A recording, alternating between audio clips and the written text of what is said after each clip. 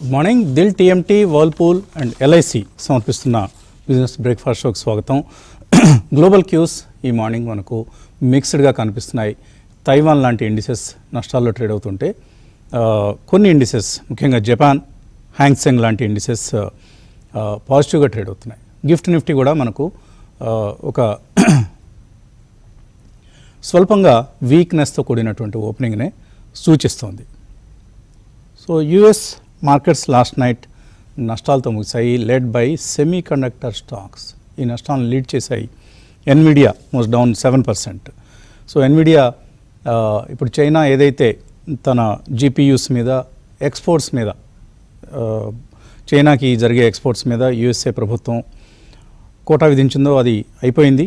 ఇక్కడ నుంచి they cannot export anymore to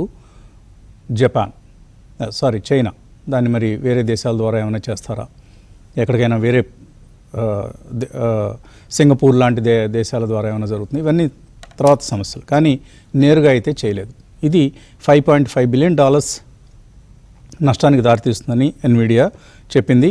ఈ నేపథ్యంలో ఏఎండి కూడా నాకు ఒక $800 to $900 మిలియన్ నష్టం వాటిల్తుందని చెప్పింది. ఇవన్నీ అందుకని లాస్ట్ నైట్ సెమీకండక్టర్ స్టాక్స్ లేదా ఈ ఏఐ చిప్స్ తయారు చేసే కంపెనీస్ అన్నీ కూడా నష్టాలతో ముగిశాయి. Nasdaq was down 3%.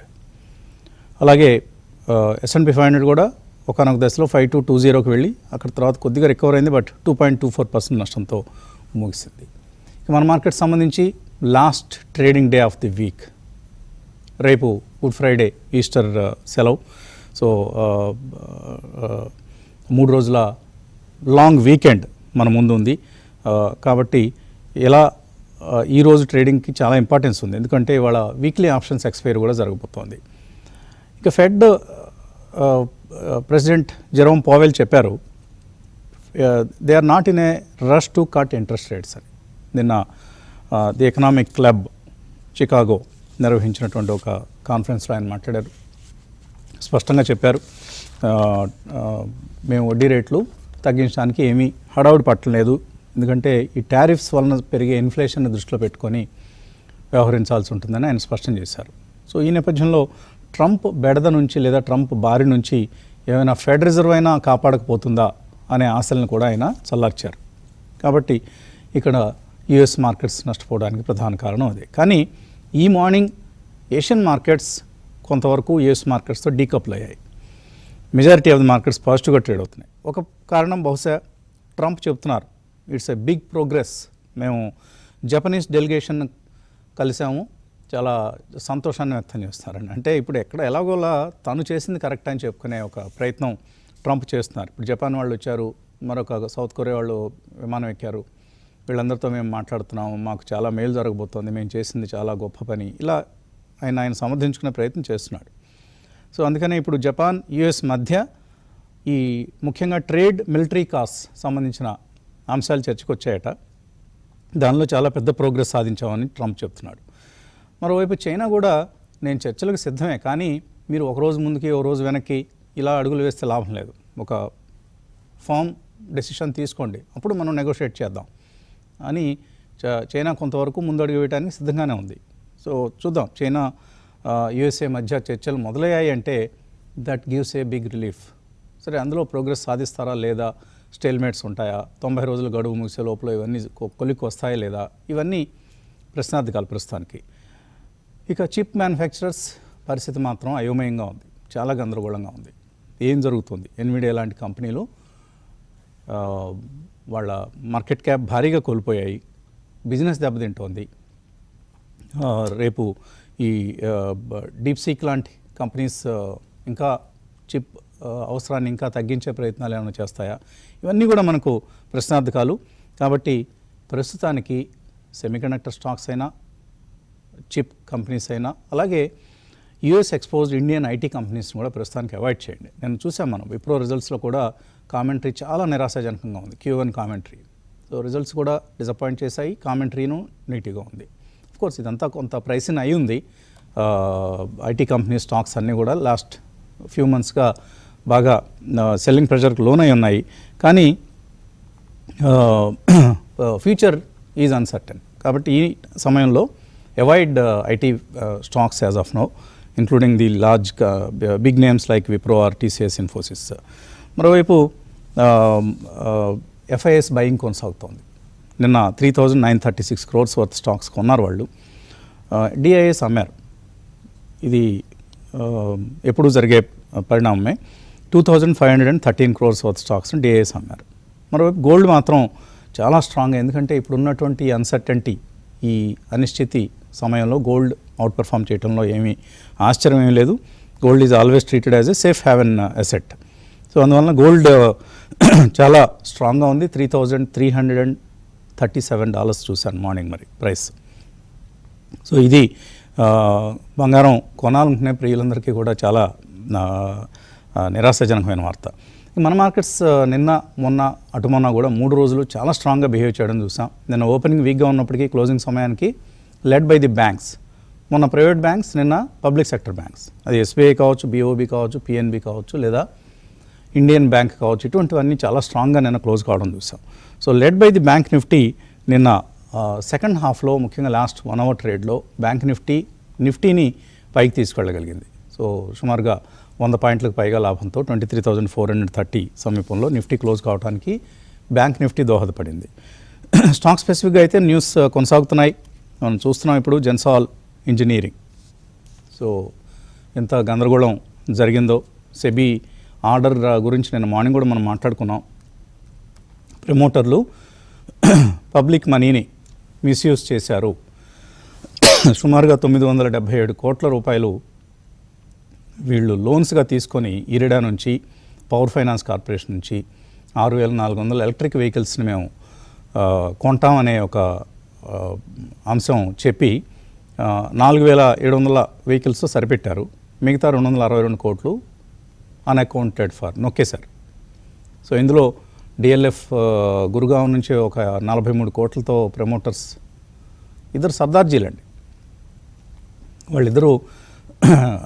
ఒక ఆయన పేరు జగ్గి, రెండో ఆయన పేరు సరిగా గుర్తులేదు నాకు. సో వీళ్ళిద్దరూ కలిసి గందరగోళం చేశారు కంపెనీని. ప్రమోటర్స్ ఇన్వెస్టర్లను ముఖ్యంగా ముంచేశారు. ఒక గోల్ఫ్ సెట్ కొన్నారట 26 లక్షల రూపాయలతో. అలాగే అన్మోల్ సింగ్ జగ్గి ఈయన పేరు, ప్రమోటర్ పేరు, ఆయనకి సంబంధించిన పర్సనల్ ఖాతాకి 37.5 కోట్ల రూపాయల ట్రాన్స్ఫర్ జరిగింది. అలాగే పవర్ ఫైనాన్స్ నుంచి తీసుకున్న 97 కోట్ల రూపాయల లోన్ని ప్రమోటర్ ఎంటిటీస్కి షిఫ్ట్ చేశారు. ఇంకా మరొక ఇది కూడా ఉంది. వాళ్ళ అమ్మగారికి 6 కోట్లు ఇచ్చారు, వైఫ్కి ఒక 2 కోట్లు పంపించారు. అలాగే అస్నీర్ గ్రోవర్ అని ఇంతకుముందు భారత్ పే ప్రమోటర్, ఆయన ఇండియాస్ 3rd యూనికార్న్ అప్పట్లో, వాళ్ళకి ఆయన ఒక 50 లక్షల రూపాయలు ఇన్వెస్ట్ చేస్తున్నట్లుగా ఇచ్చారు. వీళ్ళు బ్లూ స్మార్ట్ అనే ఒక కంపెనీ ఢిల్లీలో, బెంగళూరులో ఇక్కడ ట్యాక్సీ సర్వీస్ ఆపరేట్ చేస్తారు. దానికే వీళ్ళు ఈవీస్ కొని లీజ్కి ఇచ్చేటువంటి ఉద్దేశంతో ఈ పవర్ ఫైనాన్స్ కార్పొరేషన్, ఇరిడా వీళ్ళ దగ్గర నుంచి లోన్స్ తీసుకున్నారు. సో అది కాస్త చేయకుండానే మొత్తం డబ్బులన్నీ తినేశారు. ఇటువంటి కంపెనీల పట్ల మనం చాలా జాగ్రత్తగా, కేర్ఫుల్గా ఉండాలి. సరే, వాళ్ళ అమ్మగారికి ఇవ్వడంలో తప్పేంటి, అమ్మగారికి ఇవ్వడానికి పబ్లిక్ మనీ కదా అది.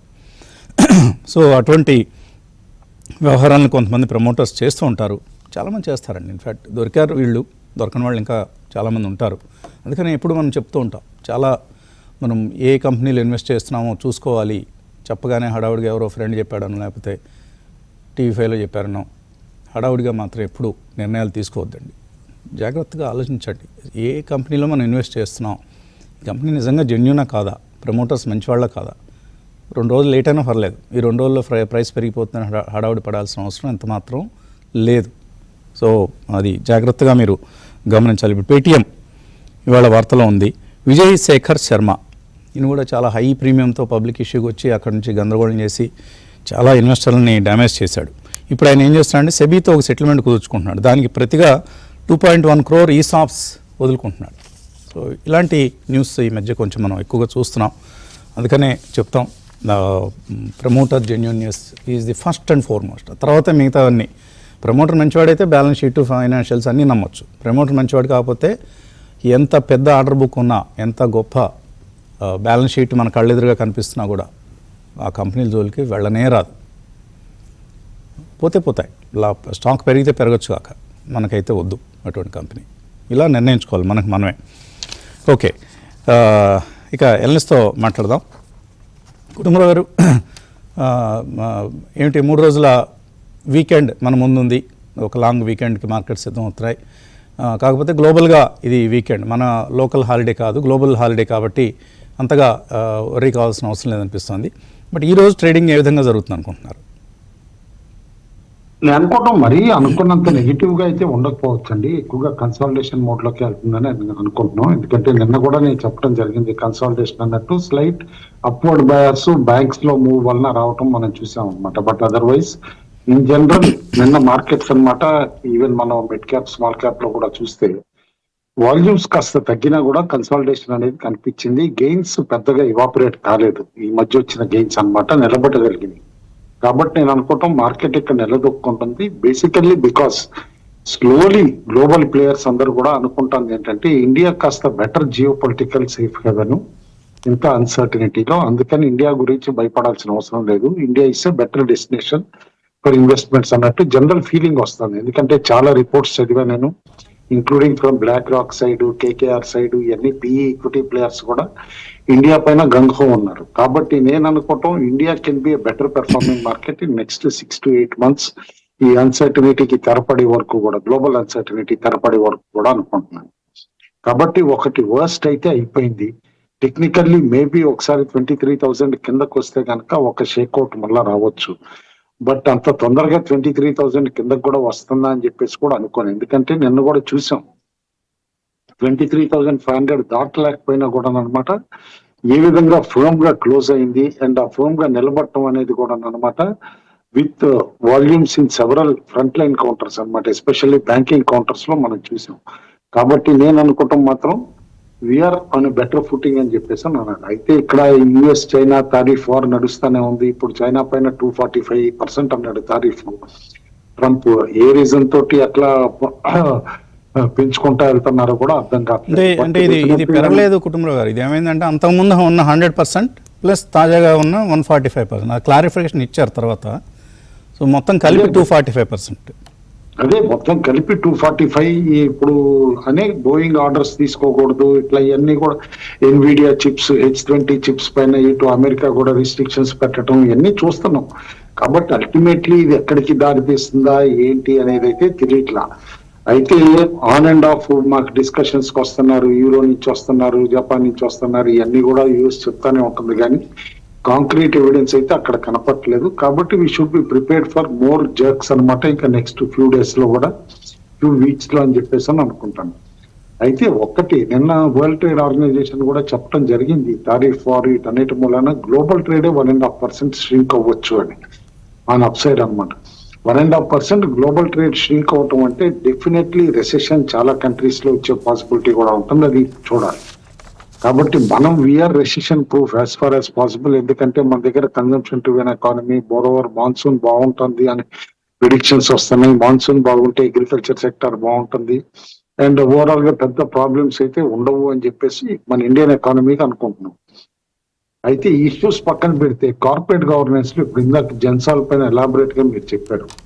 సింపుల్ గా ఒక లాజిక్ చెప్తానండి, ఏ కంపెనీ అయినా క్యాష్ ఫ్లో లేకుండా ఆర్టిఫిషియల్ గా ప్రాఫిట్స్ చూపిస్తే ఆ కంపెనీ మార్కెట్ లో రిగ్గింగ్ తోటి, ఆపరేటర్ యాక్టివిటీ తోటి పైకి పెరిగితే కూడా కొనకూడదు అని ఇది వరకు కూడా మనం చాలా సార్లు సెమినార్స్ లో చెప్పడం జరిగింది. Yet again Gensol has proved అనమాట. బ్యాలెన్స్ షీట్ కేర్ఫుల్ గా చూస్తే 3 years నుంచి కూడా చూస్తే క్యాష్ ఫ్లో లేదు కానీ ప్రాఫిట్స్ పెంచడం చూసాం.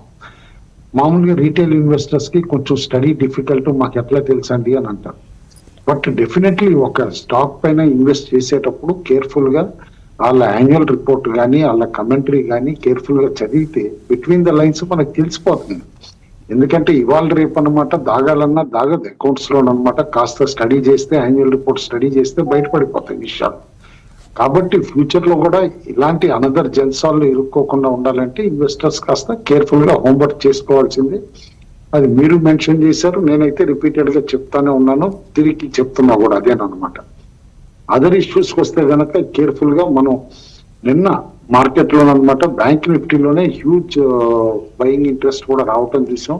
ఇన్ఫాక్ట్ టెక్నికల్లీ కూడా it is becoming very strong day after day అనమాట. ఇక్కడ నుంచి లీడ్ చేస్తే only 2 sectors look like leading the market కూడా. బ్యాంక్ నిఫ్టీ ఇటు banks especially led by private banks and pharma sector కూడా. ఫార్మా సెక్టర్ లో కూడా బయింగ్ ఇంట్రెస్ట్ బాగా వస్తాం.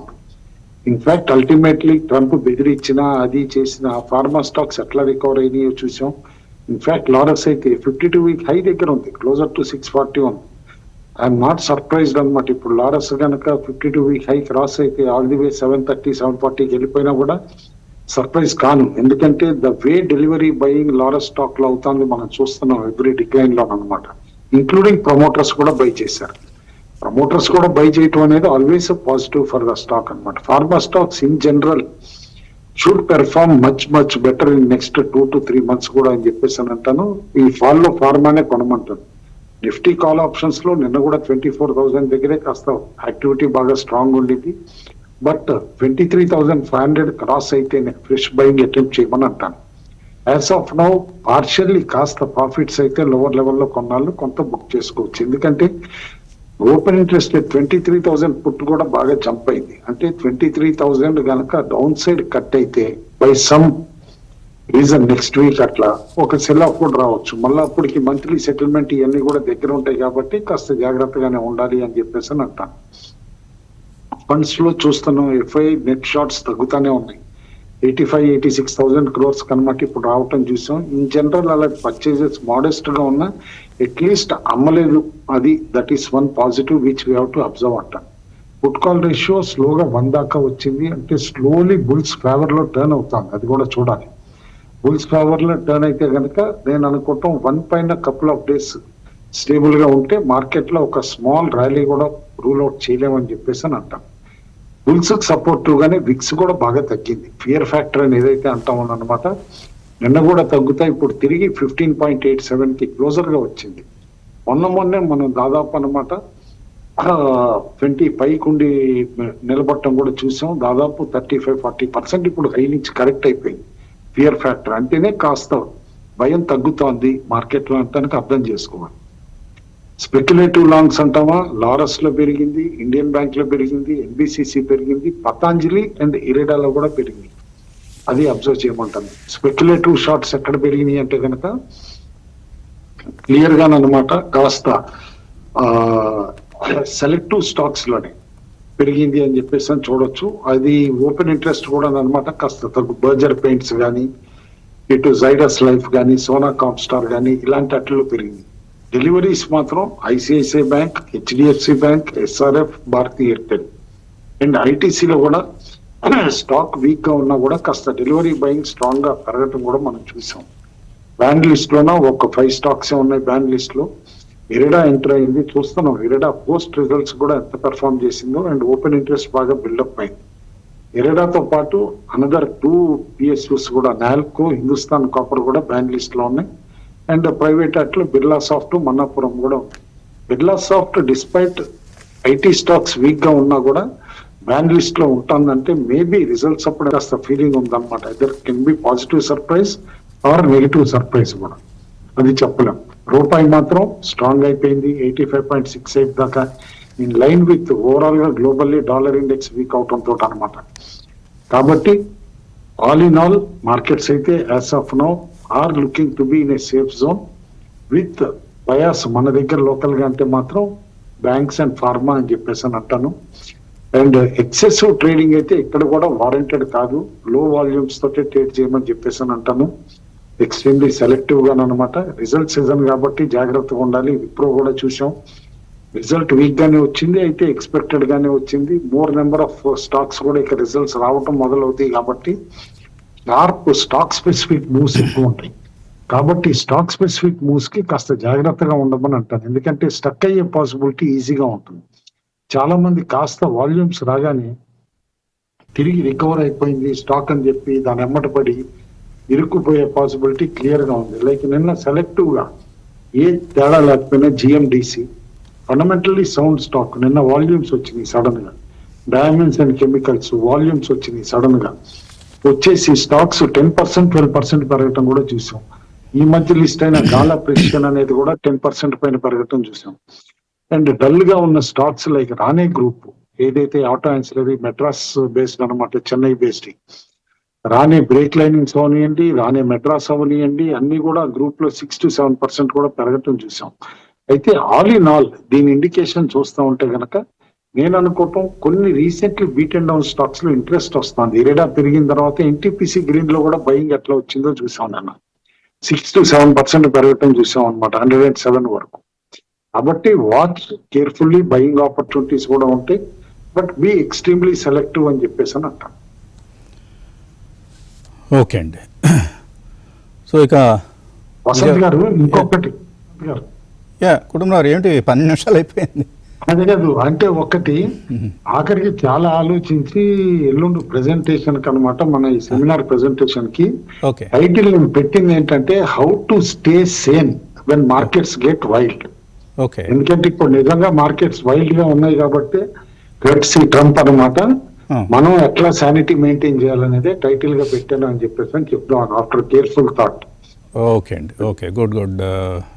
విజయవాడ వర్క్షాప్కి సిద్ధం అవుతున్నారు మన అనలిస్టులు అందరూ కూడా. కుటుంబరావు గారి ప్రజెంటేషన్ ఐ థింక్ చాలా బ్రహ్మాండంగా రాబోతోంది. Vijayawada workshop is always special అండి. అక్కడ వచ్చేవాళ్ళు చాలా ఉత్సాహంగా వస్తారు. And it's basically central located. మనకి ఇటు తెలంగాణ నుంచి అయినా, ఆంధ్ర నుంచి అయినా, ఈవెన్ పక్కన చెన్నై నుంచి ప్లేసెస్ నుంచి కూడా మనకు విజయవాడకు వస్తూ ఉంటారు. ఇది విజయవాడ వర్క్షాప్ ప్రత్యేకత. ఇంకా చాలా ఫ్యూ సీట్స్ లెఫ్ట్ అండి, కొద్ది సీట్లే మిగులున్నాయి. సో ఈ సీట్స్ కూడా అయిపోయిన తర్వాత ఇంకా రిజిస్ట్రేషన్స్ క్లోజ్ అవుతాయి. కాబట్టి ఈ ప్రత్యేకతల్లో ఈసారి నిన్న సడన్గా ఒక ఫోన్ వచ్చింది, ఒక ఆయన ఫోన్ చేశారు. గోల్డెన్ పెవిలియన్ అని విజయవాడ బందర్ రోడ్లో ఒక రెస్టారెంట్ ఉంది, చాలా one of the finest eateries in Vijayawada. ఎప్పటి నుంచో ఉంది, ఐ థింక్ ఒక 2-3 డికేట్స్గా ఉన్నటువంటి హోటల్, అది రెస్టారెంట్. ఆయన ఫోన్ చేశారు, సార్ మిమ్మల్ని, ఓనర్ ఫోన్ చేశారు, బషీర్ గారు ఆయన పేరు, మిమ్మల్ని కలవాలండి, మిమ్మల్ని మీ టీంని హోస్ట్ చేస్తాం ఒక సాయంత్రం, మీ అనలిస్టులు మీరు రావాలి తప్పనిసరిగా అని. చూస్తాం సార్, మీ ఇన్విటేషన్కి ధన్యవాదాలని చెప్పాను. కానీ ఆయన ఒక మాట అన్నారు, భగవంతుడే మిమ్మల్ని పంపిస్తున్నారండి విజయవాడకి, మిమ్మల్ని కలిసే అవకాశం మాకు వస్తుంది అని. అంత పెద్ద మాట వాడారు. ఆయన అభిమానానికి ధన్యవాదాలు. థ్యాంక్ యూ బషీర్ గారు. సాధ్యమైనంత వరకు మీ ఆతిథ్యాన్ని స్వీకరించే ప్రయత్నం చేస్తాం, ఎందుకంటే చాలా బిజీగా ఉంది ఈసారి. ఈ 1-on-1 for each and every participant, అది చాలా పెద్ద కసరత్తు. బహుశా ఇప్పటిదాకా ఎవ్వరూ చేయలేదు, మన దేశంలోనే ఎవరు చేసి ఉండరు. అందరికీ ఒక 5 నిమిషాల పాటు మన అనలిస్ట్ని కలిసే అవకాశం, అది ప్రయోగం, ఒక ప్రయోగాత్మకమైంది. ఎందుకంటే చాలా చాలా చాకరీతో కూడుకున్న అంశం. సరే, వర్క్షాప్ అంతా ఒక ఎత్తు, అక్కడ మన అనలిస్టులు ఇచ్చే ప్రజెంటేషన్లు ఇలా ఉండాలి అలా ఉండాలని చెప్పే అంశాలు ఇవన్నీ కూడా ఉపయోగపడతాయి. కానీ దానికంటే ముఖ్యంగా ఎక్కువ మందికి వాళ్ళ పోర్ట్ఫోలియోని మనకు చూపించాలనే తాపత్రయం కనిపిస్తూ ఉంటుంది. అందుకనే ఈ 5 నిమిషాల 1-on-1s దీన్ని అందరూ వాడుకుంటారు. వచ్చిన వాళ్ళందరికీ అవకాశం కల్పిస్తాం. కాకపోతే కొంతమందికి శనివారం, మరి కొంతమందికి ఆదివారం అవకాశం ఇవ్వాల్సింది, అంతే. అందుకంటే మనం ఒకటే రోజు 400 మందిని కలవలేం కదండి. ఈ అంశాన్ని దయచేసి అర్థం చేసుకొని, ఎవరికైతే శనివారం ఎలకేషన్స్ జరిగాయో ఆ శనివారం తప్పనిసరిగా అటెండ్ అయ్యి, శనివారం మిస్ అయితే ఆదివారం ఇవ్వలేమండి, అది మాత్రం దయచేసి గమనించండి. బాగా లాంగ్ నుంచి వచ్చే వాళ్ళకి మాత్రం మనం కొంతమందికి అకామిడేట్ చేసే ప్రయత్నం చేస్తున్నాం. ఇప్పుడు బెంగళూరు నుంచి విజయవాడ వస్తున్నారు, వాళ్ళని మనం అకామిడేట్ చేయాల్సిందే. వాళ్ళ కోసం మాత్రం ఒక 10-15 అలాట్మెంట్స్ సండే కోసం రిజర్వ్ చేసాం. మిగతా అందరికీ కూడా సాటర్డే, ఎక్కువ మందికి సాటర్డే అండి. 60% సాటర్డే ఉంటాయి, 40% సండే ఉంటాయి. దయచేసి గమనించండి. అలాగే కుటుంబరావు గారి పుస్తకం అడుగుతుంటారు అప్పుడు మన వర్క్షాప్స్కి వచ్చిన వాళ్ళందరూ. ఆయన పుస్తకాన్ని కూడా ఒక 50% డిస్కౌంట్కి ఇచ్చేద్దాం. కుటుంబరావు ఓకేనా? ఓకే అండి, నో ప్రాబ్లం. ఓకే. అలాగే నేను గతంలో ఒక చిన్న తెలుగులో రాశాను, స్టాక్ మార్కెట్ ఓనమాలు అని. అది కూడా అక్కడ ఉచితంగానే మన వాళ్ళందరికీ ఇవ్వడం జరుగుతుంది. బేసిక్స్ ఉంటాయి అందులో ఎక్కువగా. ప్లస్ ఇప్పుడు మనకు ఒక చెక్ లిస్ట్ అవసరం, how to identify companies like Gensol in advance. దాని మీద ఒక చెక్ లిస్ట్ కూడా తయారు చేస్తున్నాను, అది కూడా అందరికీ అందజేస్తాం. కాబట్టి ఇటువంటివన్నీ చాలా అంశాలు మనకు విజయవాడ వర్క్షాప్ చాలా ఉపయోగకరంగా ఉంటుంది ఈ సమయంలో. ఇప్పుడున్న ఈ గ్లోబల్ టర్మాయిల్లో ఇందాక కుటుంబరావు చెప్పినట్లుగా ఇటువంటి సమయంలో ఎలా ప్రవర్తించాలి మనం, ఇది మనం చర్చించబోతున్నాం. ఇక్కడ ఇస్తున్న లొకేషన్ ఏంటి అంటే ఈ 1-on-1 సంబంధించి ఎక్కడికి రావాలి, ఆ పిన్నమనేని పాలిక్లినిక్ల దగ్గర ది ఎంపరర్ అనే పేరుతో ఒక బిల్డింగ్ మనం తీసుకోవడం జరిగింది. అక్కడ ఈ 1-on-1s నిర్వహిస్తున్నాం. ఓకే, ఇంకా క్రాంతి గారితో రామకృష్ణ గారితో మాట్లాడదాం చిన్న బ్రేక్ తర్వాత. Dil TMT, Whirlpool and LIC సమర్పిస్తున్న బిజినెస్ బ్రేక్ఫాస్ట్ షోకి పునఃస్వాగతం. సెబీ ఆర్డర్ ఈ బ్రేక్ టైంలో చదువుతున్నాను నేను. ఈ అన్మోల్ జగ్గి అండ్ బ్రదర్స్ వీళ్ళిద్దరూ చేసినటువంటి నిర్వాకాల గురించి. సో క్రాంతి గారు చూసారా ఆర్డర్? మీరు కూడా చూస్తుంటారు కదా? చూశాను వసంత్ గారు. సో వీళ్ళు 977 కోట్లు లోన్ తీస్తున్నారు. ఇప్పుడు మొన్న ఇరేడా రిజల్ట్స్ వచ్చాయి. నా కుటుంబంలో అన్న రిజల్ట్ బాగుంది, రియాక్షన్ బాగుంది అని. నిజమే, రిజల్ట్ బాగుంది, కానీ అందులో ఎటువంటి ప్రొవిజను చేయలేదు. ఈ లోన్లో పవర్ ఫైనాన్స్ కార్పొరేషన్, ఇరేడా ఇద్దరు కలిపి 977 కోట్లు ఇచ్చారు. ఏ కంపెనీ ఎంత ఇచ్చింది అనేది ఇంకా డీటెయిల్స్ నేను చూడలేదు. సో ఏంటి క్రాంతి గారు, ఓవరాల్గా మీ అబ్జర్వేషన్స్ ఏంటి వీళ్ళు చేసిన ఈ దారుణాలు, నేరాలు, ఘోరాలు? గారు, ఎవ్రీ బుల్ మార్కెట్లో ఇటువంటి బ్యాడ్ యాపిల్స్ అనేవి వస్తూ ఉంటాయి వస్తుంది గారు. కానీ ఏంటంటే మెయిన్ ప్రాబ్లం ఎక్కడ వస్తుందంటే ఈ కంపెనీస్ న్యూ బిజినెస్ మోడల్స్ తీసుకొస్తారు విచ్ విల్ బి ఎంటైసింగ్ అనమాట. Next at the same point of time stock price movement ఉంటుంది, బాగా మొమెంటం ఉంటుంది. ఎక్కడో సెన్స్ అవుతున్నప్పటికీ అరే మిస్ అవుతున్నాం ర్యాలీ అన్నట్లుగా కూడా ఒక ఒక ఒక ఫియర్ ఆఫ్ మిస్సింగ్ అవుట్, ఫోమోలోకి వెళ్ళి ఇటువంటి స్టాక్స్లోకి వెళ్ళడం జరిగి ఉంటుంది. బహుశా మనం కూడా ఈ స్టాక్ నేను కూడా డిస్కస్ చేశాను. కానీ గుర్తుంటే కనుక మనం మీరు కొంతకాలం క్రితం మీరు మళ్ళీ కరెక్ట్ చేస్తున్నారు, లేదండి వీళ్ళేదో చేస్తున్నారు గందరగోళం అని అన్నారు. కరెక్ట్. సో ఆ ప్రైస్ మూమెంట్ లో ఉన్నప్పుడు డౌట్ వచ్చింది, ఎందుకంటే సెన్స్ అనమాట. Okay, so Jubilee hills meeting లో అందరికి చెప్పడం జరిగింది అటువంటి స్టాక్ కనుకుంటే ఎగ్జిట్ అవ్వండి ప్లీజ్ అని. సో అంటే ఆ మొమెంటం అనేది వీ కెన్ సెన్స్ వసంత్ గారు. ఓకే, మొమెంటం అంటే అందరం కూడా ఇది ఒక సోలార్ కంపెనీ అనుకున్నాము, ఆ తర్వాత ఈవీల్లోకి వెళ్తున్నాం అన్నారు. ఈవీల్లో కూడా ఏంటి వీళ్ళు చేసింది ఏంటంటే ఆ బ్లూ స్మార్ట్కి ఫైనాన్స్ లీజింగ్కి ఇవ్వటం వెహికల్స్, వాళ్ళతో ఏదో అగ్రిమెంట్ చేసుకొని, అదే వాళ్ళదే కంపెనీ బ్లూ స్మార్ట్ కూడా. బట్ ఇంక ఇవన్నీ కూడా తర్వాత మనకి ఇప్పుడు ఈ సెబీ ఆర్డర్ చదువుతుంటే అర్థమవుతున్న అంశాలు. బట్ సెన్స్ అయితే చేసేసాం మనం, అందులో ఎటువంటి డౌట్ లేదు. లాస్ట్ ఫ్యూ మంత్స్గా ఎవరు అడిగినా కూడా జెన్సాల్ ఎగ్జిట్ అనే చెప్పాం. అంతవరకు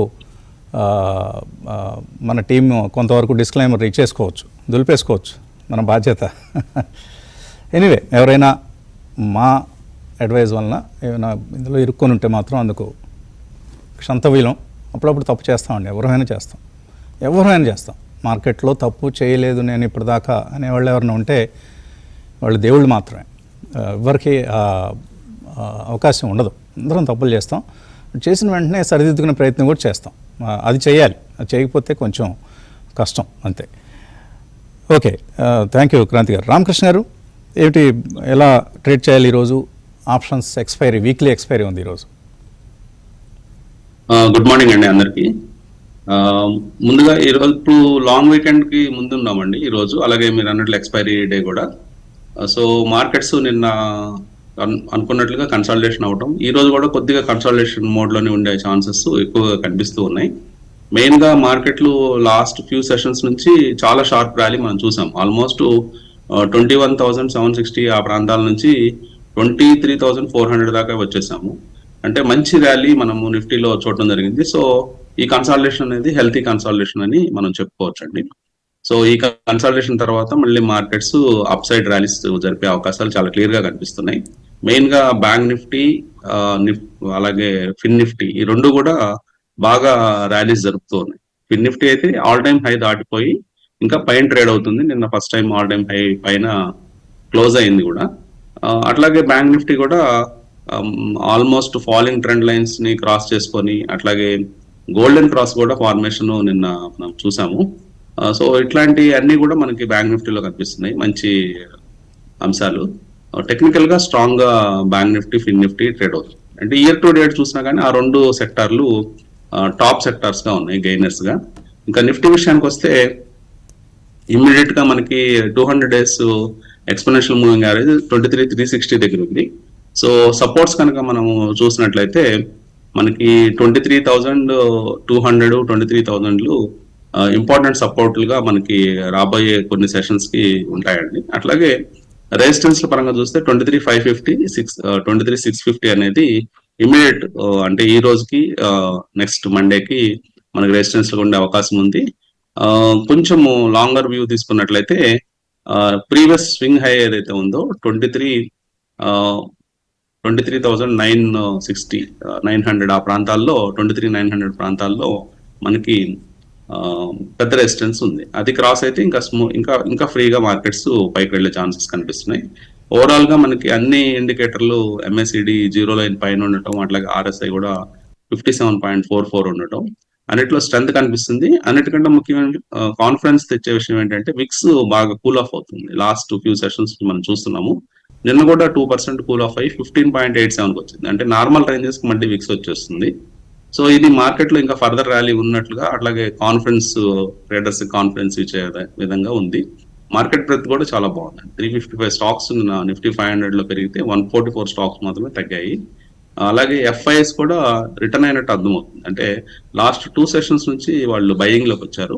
నిన్న కూడా ఆల్మోస్ట్ 4,000 crores దాకా FIS క్యాష్ మార్కెట్ లో బై చేయడం జరిగింది. సో మొత్తం మీద ఓపెన్ ఇంట్రెస్ట్ పరంగా చూస్తే టైట్ ఓపెన్ ఇంట్రెస్ట్ లో కాల్ సైడ్ 23,450 హైయెస్ట్ రేటింగ్ కనిపిస్తుంది కాల్ కి. అట్లాగే పుట్ సైడ్ 23,400 అనేది హైయెస్ట్ పుట్ రేటింగ్. సో మనం అనుకున్నట్లే ఒక రేంజ్ లో ఈ రోజు ఎక్కువగా ట్రేడ్ ఎక్స్పైరీ ట్రేడ్ ఆప్షన్స్ లో ఏంటి సజెస్ట్ చేస్తారు? బై అండ్ డిప్స్ అండి. అంటే మార్కెట్స్ ఆప్షన్ చెప్పండి ఏదైనా. చెప్తానండి. అంటే మార్కెట్ స్టార్ట్ అయినాక మనము స్టార్ట్ అయిన టైంలో చెప్దాము. ఓకే. సో ఎగ్జాక్ట్ గా ఒక ఆప్షన్ మనం తీసుకుందాము. అట్లాగే బ్యాంక్ నిఫ్టీ కూడా టైట్ రేంజ్ చూపిస్తుంది 53,100, అట్లాగే 53,000 కాల్ పుట్ రైటింగ్ ఉండటంతో ఇక్కడ కూడా కన్సల్టేషన్ కనిపిస్తుంది. సో చూద్దాం మార్కెట్స్ ఎలా ఓపెన్ అవుతాయి అని దాన్ని బట్టి ఆప్షన్ బయింగ్ ప్లాన్ చేయండి. మంచి అప్మూవ్ చూస్తాను నేను బ్యాంక్ నిఫ్టీలో, supported by the PSU banks primarily. ఇప్పుడు ఏంటంటే ఆల్ టైమ్ హైకి Nifty bank is just away from all time high 2.5%. అది నిఫ్టీకి 10.8% దూరం ఉంది ఇంకా. సో ఇంత స్ట్రాంగ్ పొజిషన్లో మనకు బ్యాంక్ నిఫ్టీ కనిపిస్తుంది. All banks are participating, private banks, public sector banks అన్నీ కూడా. ఇది ఈ ఫైనాన్షియల్స్లో ఉన్నటువంటి స్ట్రెంగ్త్ యాజ్ ఆఫ్ నౌ. అలాగే రిజల్ట్ సీజన్లో వెరీ రెన్యూబుల్ టెక్నాలజీస్ ఒకసారి సెక్టర్ అవుట్ ఆఫ్ ఫేవర్ అయిపోయిన తర్వాత ఏం జరిగినా కూడా పట్టించుకోదు మార్కెట్. ఎంత అద్భుతమైన రిజల్ట్ ఇచ్చిందంటే stellar numbers, revenue, EBITDA, profit after tax అన్నీ చాలా స్ట్రాంగ్గా వచ్చాయి. సాలిడ్ ఎగ్జిక్యూషన్ అనేది కనిపించింది Q4లో. ఆర్డర్ బుక్ ఎనీవే ఎప్పటి నుంచో స్ట్రాంగ్గా ఉంది, ఇంకా స్ట్రెంథెన్ అయింది. కానీ చూద్దాం మార్కెట్ సోలార్ స్టాక్స్ని అంతగా ఇప్పుడు ఇగ్నోర్ చేస్తుంది, పట్టించుకోవట్లేదు. సో ఇది ఎప్పటివరకు కంటిన్యూ అవుతుంది అనేది తెలియదు మనకు. అలాగే రేపు మనకు ప్రోగ్రామ్ ఉన్నది కాబట్టి మరొకసారి చెప్తున్నాను, విజయవాడ వర్క్షాప్కి అటెండ్ అయ్యే వాళ్ళు మీ పోర్ట్ఫోలియోస్ మన అనలిస్టులు చూడాలి అనుకుంటే ప్రింట్ రూపంలో తీసుకురండి. చాలామంది మొబైల్లో తీసుకొచ్చి చూపిస్తున్నారు, అది కనపడదు సరిగ్గా, ఇలా అటు అనుకొని ఇటు అనుకొని సమయం వేస్ట్ అవుతుంది. దయచేసి ఒక ప్రింట్అవుట్ ఎక్కడైనా మీరు సంపాదించవచ్చు. మీ దగ్గర ప్రింటర్ లేకపోయినా ఎవరి దగ్గరికి వెళ్ళినా కూడా ప్రింట్ చేసిస్తారు. ఏ జిరాక్స్ షాప్కి వెళ్తానో లేకపోతే మరొక చోట మీకు ఆ సదుపాయం ఉంటుంది.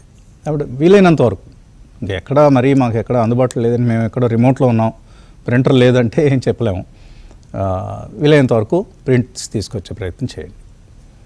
ఓకే, ఒక చిన్న బ్రేక్ తీసుకుని వచ్చేద్దాం. మార్కెట్స్ ఓపెన్ అయ్యి 80 పాయింట్ల నష్టం మనకు నిఫ్టీలో కనిపిస్తుంది. ఈ సమయంలో 200 పాయింట్ల నష్టం సెన్సెక్స్లో. బ్యాంక్ నిఫ్టీ మాత్రం రిలేటివ్లీ స్ట్రాంగర్గా ఉంది. ఈరోజు కూడా సపోర్టెడ్ బై ICICI బ్యాంక్ లాంటి కౌంటర్స్. నిఫ్టీలో మనకు ICICI bank, Bharti Airtel, Shriram finance, doctor Reddy's labs, Apollo hospitals, ONGC, Cipla, Sun Pharma, HDFC bank, Eicher motors, NTPC, Trent, అలాగే ఇండస్ఇండ్ బ్యాంక్ ఇవి పాజిటివ్గా ఓపెన్ అయ్యాయి. Power grid, Adani ports, BEL, Zomato, axis bank, Grasim, Adani enterprises. Wipro is down by almost 5.5%. అలాగే hero MotoCorp కూడా 3% నష్టపోయింది. ఐటీ ప్యాక్లో మనకు నష్టాలు కనిపిస్తున్నాయి. ఈరోజు ఇన్ఫోసిస్ రిజల్ట్ కూడా వస్తుంది. ఇన్ఫోసిస్ రిజల్ట్ తర్వాత మండే నుంచి ఐటీ సంబంధించి ఫ్రెష్ కాల్ తీసుకోవచ్చు. ఇక టాప్ గెయినర్స్ లిస్ట్లో మిడ్ క్యాప్స్లో ఉజ్జీవన్ స్మాల్ ఫైనాన్స్ బ్యాంక్ 6% పెరిగింది సుమారుగా. Quess corp, Tanla platforms, Cello world, KFin technologies, Techno electric, Jindal saw, Mazagon dock, Gujarat Ambuja exports, NBCC, Chola finance, bank of Maharashtra, LIC housing ఇలాంటి కౌంటర్స్ పాజిటివ్గా ఓపెన్ అయ్యాయి. సొనాటా, విప్రో, ఏంజిల్ వన్ రిజల్ట్స్ కూడా వచ్చాయి, చాలా నిరాశపరిచాయి. Majority of the broking companies results నెగిటివ్గా ఉంటాయి ఈ క్వార్టర్లో. లాస్ట్ 6 months నుంచి మార్కెట్స్ బాగాలేవు, దాని ప్రభావం తప్పకుండా ఉంటుంది. LTI Mindtree, hero MotoCorp, GE వెర్నోవా, emphasis, IDFC first bank ఇవి వీక్గా ఓపెన్ అయ్యాయి. రామకృష్ణ గారు, మీరు ఇస్తాన్న ఆప్షన్ కాల్. అదే అండి, అంటే మనకి మోస్ట్లీ ఇప్పుడు సపోర్ట్ పాయింట్స్ దగ్గరికి వచ్చిందండి మార్కెట్. మనము 23,338 ఇవ్వడం జరిగింది, 23,349 దాకా వచ్చింది. సో ఆ జోన్ లోనే మనము కాల్ ఆప్షన్ బై చేసండి. Next week the 24th April ఎక్స్పైరీది. ఇప్పుడు 133 జరుగుతూ ఉంది. అరౌండ్ 125, 120 జోన్ లో, అంటే 120, 125 జోన్ లో బై చేయమని చెప్తానండి కాల్ ఆప్షన్ 23,500. టార్గెట్ వచ్చేటప్పటికి 180, 200 టార్గెట్ పెట్టుకోవచ్చు. At the same time stop loss వచ్చేటప్పటికి 90 రూపీస్ స్టాప్ లాస్ పెట్టుకోవచ్చు. ఓకే, 23,500 కాల్ ఆప్షన్ కొనుక్కోవచ్చు with stop loss of 24th expiry. Yeah, next week expiry, ఈ వీక్ ఎక్స్పైరీ కాదు. అదే చెప్దాం అనుకున్నాను, ఎందుకంటే లాస్ట్ టైం మనం చెప్పిన ఆప్షన్ కూడా బాగా క్లిక్ అయింది. మీరు ఈ రోజుకి చెప్పండి ఏదో ఒకటి. ఈ రోజుకైనా సరే కొనమంటారు. అది 120కి వచ్చేసింది ఇప్పుడు already. Nifty 23,500 call option, okay, below 120 by చేయమంటారు. ఓకే, బిలో 120 కొనుక్కోవచ్చు ఈ రోజు ఎక్స్పైరీ కోసం. టైం తక్కువ ఉంటుంది, చాలా కేర్ఫుల్గా స్టాప్ లాస్తో వ్యవహరించాలి. ఓకే, ఇంకా కొన్ని మెయిల్స్ చూద్దాం. కొంతమంది వర్క్షాప్ టైమింగ్స్ అడుగుతున్నారు ఇక్కడ. 9 to 5 అండి, సండే రోజు. ఒకవేళ సాటర్డే వచ్చి మనం 1-on-1స్కి వచ్చి రిజిస్టర్ చేసుకుంటే హడావుడేం లేదు. బట్ సండే రోజే వచ్చేవాళ్ళు మాత్రం బై 8:30 వచ్చేయండి, సో దట్ రిజిస్ట్రేషన్ ప్రక్రియ త్వరగా పూర్తవుతుంది. మణికంఠ అడుగుతున్నారు, ఆయన Titagarh, Ircon, MosChip, Jupiter wagons, Tata motors ఇవన్నీ కూడా 45 to 55% లాస్లో ఉన్నారు. క్రాంతి గారు ఏంటి, హోల్డ్ చేయొచ్చా ఇవి? ప్రస్తుతానికైతే హోల్డ్ చేయమని చెప్తాను వసంత్ గారు. రిజల్ట్స్ని క్లోజ్గా ట్రాక్ చేస్తా, కొంచెం పొజిషన్స్ని రిజల్ట్స్ తర్వాత మేనేజ్మెంట్ గైడెన్స్ చూసి స్లోగా యాడ్ చేసుకోమని చెప్తాను. ఈలోపు మార్కెట్ కూడా మూమెంట్స్ చూడాలి, ఎందుకంటే హైయర్ ఎండ్లో ఉన్న మార్కెట్ బోత్ ద ఎండ్స్లో స్వింగ్ అవుతుంది. సో అందువల్ల రిజల్ట్స్ చూసుకుంటా, మార్కెట్ మూమెంట్ చూసుకుంటా you can go for averaging Vasant గారు. గాడ్ఫ్రే ఫిలిప్స్ గురించి అడుగుతున్నారు Nagarjuna. Godfrey Phillips, Goldiam international, Hindustan aeronautics, Delhivery, Tata power ఇవన్నీ కొంటారట లాంగ్ టర్మ్ కోసం. కుటుంబంలో ఎలా ఉంది లిస్ట్? గోల్డ్ డైమ్ అయితే కొంచెం జాగ్రత్తగా ఉండమని చెప్తాను వసంత్ గారు. గోల్డ్ డైమ్ కంటే ఇంకా బెటర్ జ్యువెలరీ స్టాక్స్ ఉన్నాయి. కరెక్ట్. మిగతా list okay, Tata power, delivery, Godfrey and Hindustan aeronautics. Godfrey liquidity ఒకటి ప్రాబ్లం అండి, ఆన్ అండ్ ఆఫ్ వస్తుంది వెళ్ళిపోతుంది. డెలివరీ కూడా కొంచెం కాన్షియస్ ఉండమంటాను. సరే, ఈ మధ్య ఈ కామర్స్ అనమాట ఇటు బై చేయటం కూడా చూసాం మన వాళ్ళు, ఒకటి ఈ ఎక్స్ప్రెస్ అని చెప్పేసి దాన్ని. బట్ ఎఫ్ఎండ్ఓకి వచ్చిన తర్వాత స్టాక్ కాస్త వీక్ గా ఉంది, కొంచెం కాన్షియస్ గా ఉండాలి డెలివరీ. ఓకే, మల్లికార్జున్ హైదరాబాద్ నుంచి, లెమన్ ట్రీ ఉన్నాయట 20,000 షేర్లు 133 దగ్గర. హోల్డ్ చేయొచ్చా, షిఫ్ట్ అవ్వచ్చా? హోల్డ్ చేయమంటానండి, భయపడాల్సిన అవసరం లేదు. ఎందుకంటే ఇప్పుడు ఆయన కొన్న ప్రైస్ కంటే కూడా ఎక్కువ ఉంది, 140 దగ్గర ఉంది. స్టాక్ రీసెంట్లీ 160కి వెళ్ళి ఈ ఫాల్ లో కూడా పెద్దగా పడలేదు. It is one of the resilient stocks ఈ ఫాల్ లో. మనం అది కూడా అబ్జర్వ్ చేయాలి, ఎందుకంటే 125 కిందకి వెళ్ళా ఈ ఫాల్ లో. కాబట్టి స్టాక్ అనమాట మేబీ అరౌండ్ స్టాప్ లాస్ 125 పెట్టుకుంటే maybe it can get even 180, 190 levels కి ఖచ్చితంగా వెళ్తుంది. ఎందుకంటే సమ్మర్ లో టూరిజం ది కూడా హ్యూజ్ ఆక్యుపెన్సీ రేట్స్ ఉన్నాయి. రేట్స్ ముంబై చాలా చోట్ల అయితే హై ప్రైజెస్ ఉన్నాయి ఇప్పుడు, రూమ్ టారిఫ్స్ కూడా. Company should do very well. Okay, right. Okay, Satish Babu Vizag workshop. సరే, ముందు విజయవాడ చేసేద్దాం, ఆ తర్వాత వైజాగ్ వద్దాం. ఎనీవే, థ్యాంక్ యూ కుటుంబరావు గారు, క్రాంతి గారు, రామకృష్ణ గారు, అందరినీ సాటర్డే రోజు విజయవాడ కలుద్దాం. Thank you all, thanks for watching.